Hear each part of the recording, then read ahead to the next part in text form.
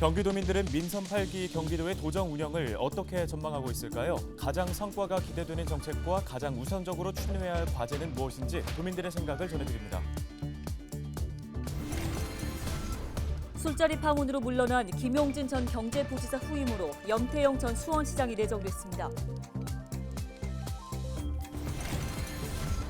중소벤처기업부가 선정한 유니콘 기업과 아기 유니콘 기업이 경기 북부에는 단 한 곳도 없는 것으로 파악됐습니다.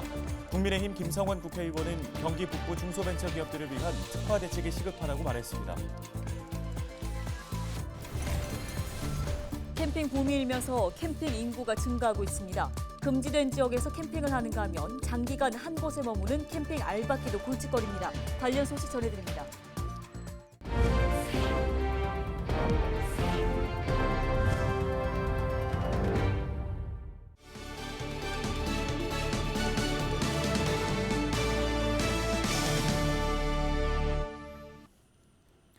여러분 안녕하십니까? 헬로티비 뉴스입니다.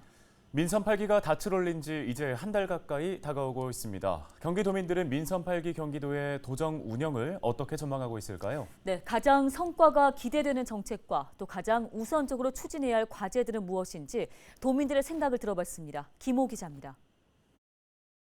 민선 8기 경기도 미래에 대한 도민들의 생각은 어떨까? 먼저 기대감을 물어봤습니다. 매우 기대한다 19%를 포함해 56%가 기대한다고 답했습니다. 기대하지 않는다는 42%로 나와 절반 이상이 민선 8기 경기 도정에 대한 기대감을 보였습니다.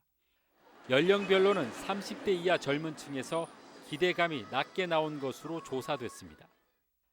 가장 성과가 기대되는 정책으로는 경제 및 일자리가 20%로 가장 높게 나왔습니다. 주거 및 부동산 18%, 복지 및 보육이 14%로 뒤를 이었으며 청년 정책과 교통, 지역균형 발전과 공공의료 순으로 조사됐습니다. 가장 우선적으로 추진해야 할 과제에 대해서도 물어봤습니다. 경제 및 일자리가 25%로 가장 높게 나와 기대되는 정책과 같이 1위를 차지했습니다. 주거 및 부동산이 23%로 역시 기대되는 정책과 같이 2위를 기록했습니다. 이어 지역균형 발전과 복지 및 보육, 교통과 청년 정책, 환경 및 에너지 정책 순으로 우선 추진 과제로 인식했습니다. 경기 남북부 간 응답차는 크지 않았지만 지역균형 발전과 교통에 대한 바람이 북부에서 높게 나왔습니다. 또 젊은 층에서는 부동산 정책을, 50대 이상 장노년층에서는 경제 일자리 정책을 최우선으로 꼽아 대조를 보였습니다. 김동연 호의 민선 8기 도정 운영에 대해서는 74%가 지금보다 잘할 것이라고 답했습니다. 지금과 비슷할 것이다는 7%, 지금보다 못할 것이다는 13%로 나와 긍정적인 평가가 높게 나왔습니다. 온라인상에서 민선 8기 경기도, 경기도지사와 연관된 키워드에 대해 알아봤습니다. 가장 눈에 띄는 연관어는 기회와 경제, 희망과 도민, 소통하다였습니다. 특히 가장 많이 검색된 기회라는 키워드는 김동연 도지사가 경기도를 기회의 수도로 만들겠다고 선언한 이후 핵심 연관어로 떠올랐습니다. 이 밖에 경기도의 생활 환경에 대해서는 76%가 만족한다고 답했고 현재 물가 수준에 대해서는 76%가 부담된다고 응답했습니다.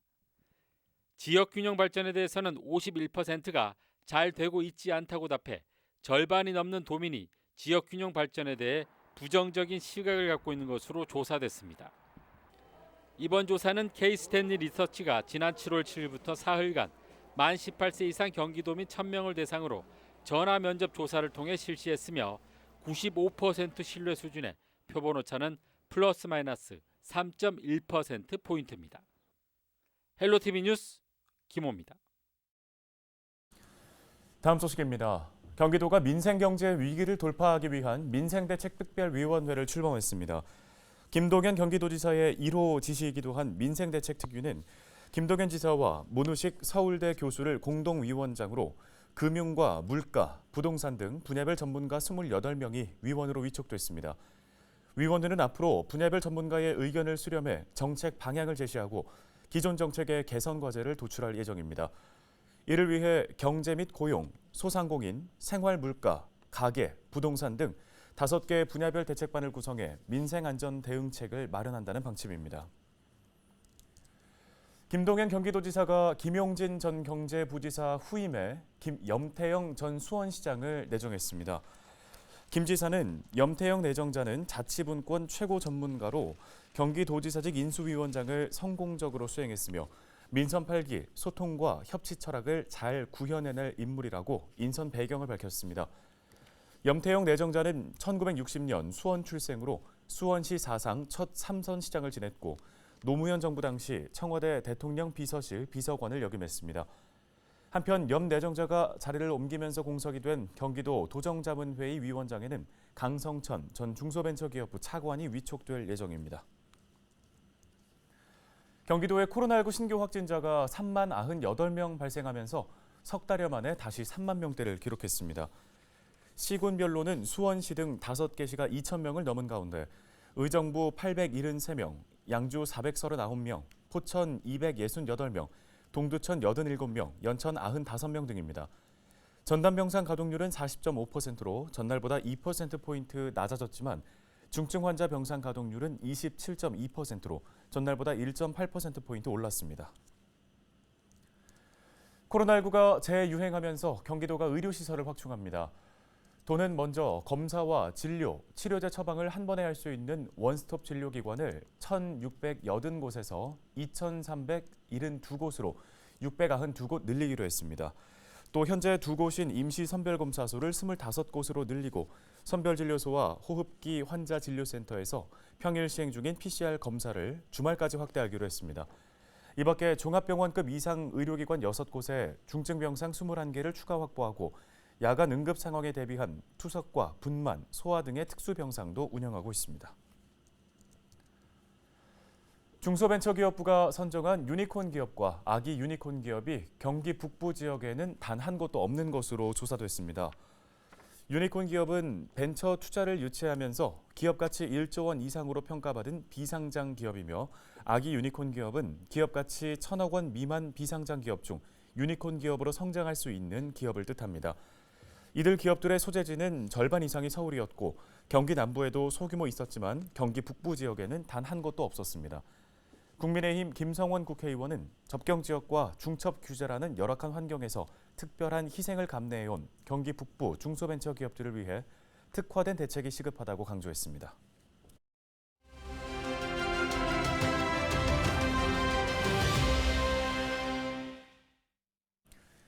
학교에 다니지 않는 청소년들을 학교 밖 청소년이라고 하죠. 저출산으로 청소년 인구 수는 줄었지만 청소년 전체 인구 대비 학교 밖 청소년의 비율은 증가하고 있는 추세입니다.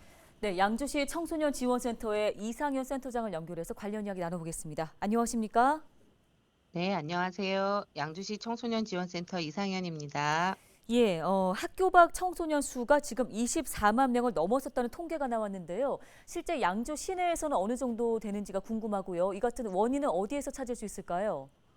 네, 2021년도 경기도 전체 학교 밖 청소년들은 95,431명이었고요. 그중에 양주시의 학교 밖 청소년들은 2,929명으로 경기도 청소년들의 3.1% 정도가 해당이 된다고 보시면 될 것 같습니다. 우리 학교 밖 청소년들이 증가하는 이유는 해외 출국 때문이 되는 경우가 가장 많고요. 그 이외에 학교 부적응, 질병, 가정 내의 상황이 어려워지거나 또는 징계로 인한 퇴학 처분들로 인해서 이루어지고 있습니다. 최근에는 청소년들이 스스로 자신의 재능을 키우는 것에 집중하기 위해 스스로 학교를 그만두는 경우도 증가하고 있습니다. 네, 말씀하신 거 들어보니까 여러 가지 이유가 있었는데요. 이런 결정을 내린 청소년들을 바라보는 사회적 시선이 사실 곱지만은 않은 것도 현실입니다. 인식 개선 필요성도 대두되고 있는데 최근에 센터에서 관련 캠페인 진행했다고 들었습니다. 현장 반응 어땠습니까? 바리스타 자격증 과정으로 자격증을 취득한 학교 밖 청소년들이 직접 드립커피를 내려드리는 행사를 진행하였는데요. 참여해주신 분들이 양주시 학교 밖 청소년들이 멘토링 프로그램으로 매년 6, 70명씩 검정고시를 통해 학력을 취득하고 자립을 위한 다양한 교육을 통해서 자격증을 취득하면서 건강한 사회 구성원으로 자리매김해 나가기 위해 노력하고 있는 모습을 보시고 매우 놀라워하셨습니다. 열심히 자신의 삶을 개척하고 성장시켜가고 있는 우리 청소년들에 대해 격려를 아끼지 않는 귀중한 시간이었습니다. 네, 센세에서는 또 이렇게 인식을 개선하는 것 외에도 여러 가지 활동을 하고 있는 것으로 알고 있습니다. 지난해에는 국무총리상도 지금 수상한 바 있는데요. 자, 센터에서 어떤 목표에 방점을 두고 운영하고 있는지 이 부분도 끝으로 설명 부탁드리겠습니다. 학교를 그만두게 되면 다양한 문화체험 활동도 함께 중단되게 되는데요. 동아리 활동, 직업체험, 문화체험 등을 통해 청소년들의 꿈과 재능을 발견할 수 있는 기회를 이어갈 수 있도록 돕고 인근 대학과 협약을 통해 대학생 멘토들과 함께 검정고시를 준비하면서 학업도 계속 이어나가고 있습니다. 무엇보다도 학교 밖 청소년들이 건강한 사회 구성원으로 자리매김할 수 있도록 자립교육과정 운영에 힘을 쏟고 있는데요. 자치회의를 통해서 청소년들의 의견을 반영하여 흥미와 관심을 갖고 있는 분야의 자격증 과정을 개설하고 가급적 국가 자격증 위주의 과정 개설을 통해 실질적인 취업에도 도움이 될 수 있도록 운영하고 있습니다. 또한 올해에는 은둔형 청소년들의 활동 독려와 참여를 위해 온라인 자격 과정도 함께 병행해서 운영하고 자립훈련 과정에 참여한 청소년들에게 자립훈련 수당, 자격 취득 수당 등을 지급하면서 청소년들의 참여 동기를 높일 수 있도록 지원하고 있습니다. 네, 알겠습니다. 말씀 여기까지 듣겠습니다. 양주시 청소년 지원센터 이상현 센터장이었습니다.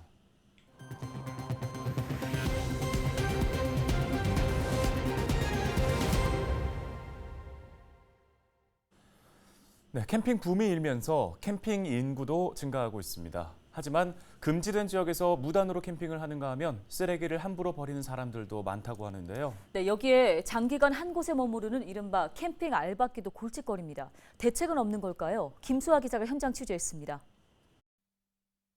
강원도 원주의 남한강 인근, 넓게 펼쳐진 벌판에 음식물과 쓰레기가 한데 뒤엉켜 있습니다.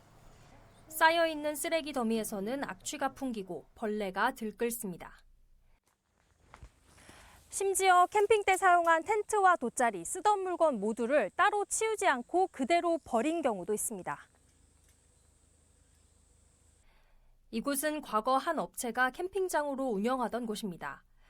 야영장은 문을 닫은 지 5년이 지났지만 아랑곳 없이 캠핑족들이 몰려들고 있는 겁니다.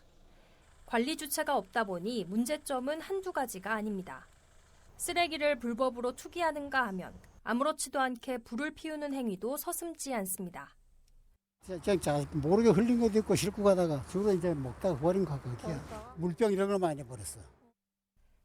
화장실은 폐쇄돼 풀밭 곳곳은 오물이 넘쳐납니다.